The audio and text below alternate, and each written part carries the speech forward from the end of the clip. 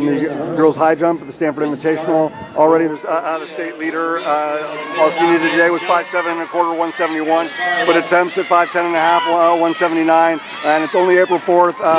Can't tell you how excited I am about what that development and potential looks like, as we get closer to NCS and obviously to the state meet. Lord willing, help providing it at Buchanan.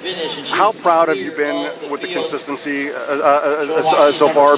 Because it just seems like whatever's needed on that day, Riley, that's what you're going to find. I'm just super proud of my coaches and them always supporting me, and that I started off strong this year instead of starting lower and working my way up. I've started off strong and been consistent, but I'm just happy with the season's going. Absolutely. Obviously, you can only be the best version of Riley, but when you get Leilani there, you know that she's always going to give a high quality effort. Allie, is one of the most improved coming out of the Central Section in San Luis Obispo. Because we saw behind you, Mackenzie Sellers in the pole vault. Everybody was gone, and she was by herself for a good amount of time.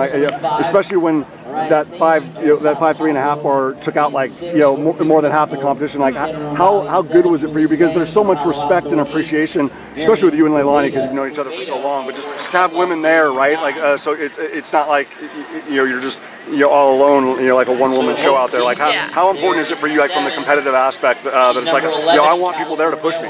Yeah, I like the competitiveness, and I feel like it pushes me to want to do better and to make new bars, and that we kind of come together and we push each other. We cheer each other on, but then we're also okay, I gotta make this if she makes it. Right. It just gives us more pressure, but overall, I think it helps a ton. Yeah, I mean, it's like I said, it's a healthy respect and appreciation, before and after your run, but when you're on the clock and you've got those 3 minutes, obviously no one's taking care of business better than you right now in the state.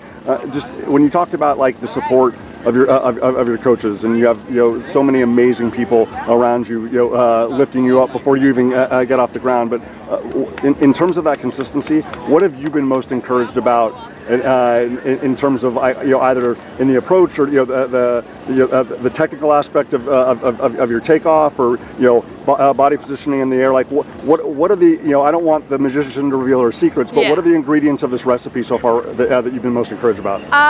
This year, what's helped me so much that I haven't done last year was starting off slower and then building up my speed and working on keeping my eyes up on the bar, when I'm taking off, and just keeping my shoulder back and making sure that I have that direct line from my head to my toes while I'm taking off, and that really just, you get that pop, and then it's all bread and butter from there. I love it. And last thing, to be able to use your analogy and your metaphor to complete the sandwich, if you will, to be able to go out on a practice day and put a bar at whether it's a bungee or bar at 179 is one thing, but to actually visualize that, and at the end of a long series, because there were so many women in there, the competition had to thin out, and it takes some time to be able to see that bar.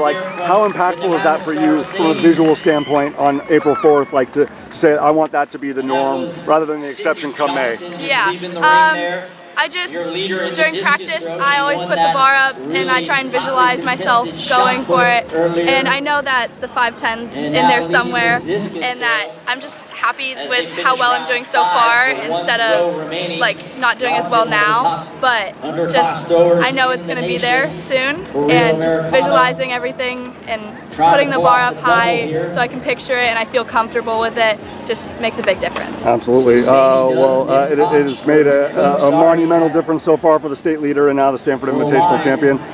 Stay healthy.